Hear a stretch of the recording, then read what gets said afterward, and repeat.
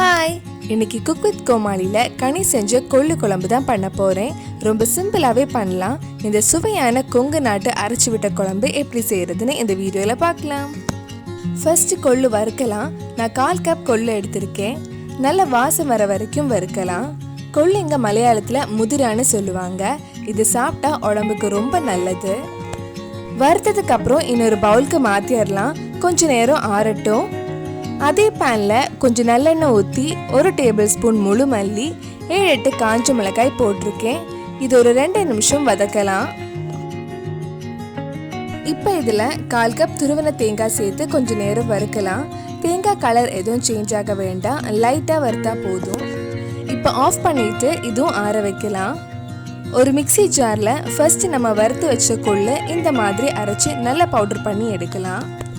இதே மிக்ஸி ஜாரில் நம்ம வறுத்து வச்ச தேங்காய், காஞ்ச மிளகாய், முழு மல்லி நல்லா ஆறுனதுக்கப்புறம் இதில் போட்டு கொஞ்சம் தண்ணி ஊற்றி இந்த மாதிரி நல்லா ஸ்மூத் பேஸ்ட்டாக அரைச்சி எடுத்துக்கோங்க. ஒரு சின்ன பீஸ் புளி சுடு தண்ணியில் ஊற வச்சுருக்கேன். நம்ம வறுத்த அதே பேனில் கொஞ்சம் நல்லெண்ணெய் ஊற்றி கடுகு கருவேப்பிலை போடலாம். இப்போ இதில் 1/2 கப் சின்ன வெங்காயம் நல்லா வதங்கி ப்ரௌன் கலர் ஆகிற வரைக்கும் வதக்கலாம். போன வீடியோவில் அஸ்வின் பண்ண நெய்க்காரப்பட்டி தயிர் கூர்மா வீடியோ போட்டிருந்தேன். நீங்கள் இன்னும் பார்க்கலன்னா அதோட லிங்க் கீழே டிஸ்கிரிப்ஷனில் இருக்குது. வேறு குக் வித் கோமாளி ரெசிபிஸ் வீடியோவும் இருக்குது. வெங்காயம் நல்லா வதங்கினதுக்கப்புறம் நம்ம அரைச்சி வச்சுருந்த மசாலா பேஸ்ட்டும் புளி தண்ணியும் கரைச்சி இதில் ஊற்றி மிக்ஸ் பண்ணலாம்.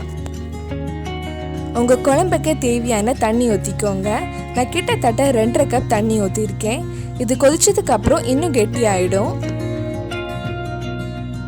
தேவையான அளவு உப்பு, கொஞ்சம் சர்க்கரையும் ஆட் பண்ணுறேன். ஒரு 10 நிமிஷம் நல்லா கொதிக்கட்டும். குழம்பு நல்லா கெட்டி ஆயிடுச்சு. கடைசியாக கொஞ்சம் மல்லி இலை போட்டதுக்கப்புறம் ஆஃப் பண்ணிடலாம். சுவையான கொங்கு நாட்டு அரைச்சி விட்ட குழம்பு ரெடி ஆயிடுச்சு. கண்டிப்பாக நீங்களும் உங்கள் வீட்டில் செஞ்சு பாருங்கள். இந்த வீடியோ உங்களுக்கு பிடிச்சிருந்தா லைக் பண்ணுங்கள், உங்கள் ஃப்ரெண்ட்ஸ் அண்ட் ஃபேமிலிக்கு ஷேர் பண்ணுங்கள். வேறு நல்ல ரெசிபிஸ் நம்ம சேனலில் ட்ரை பண்ணலான்னு கீழே கமெண்ட் பாக்ஸில் சொல்லுங்கள். மறக்காமல் நம்ம சேனலையும் சப்ஸ்கிரைப் பண்ணிடுங்க.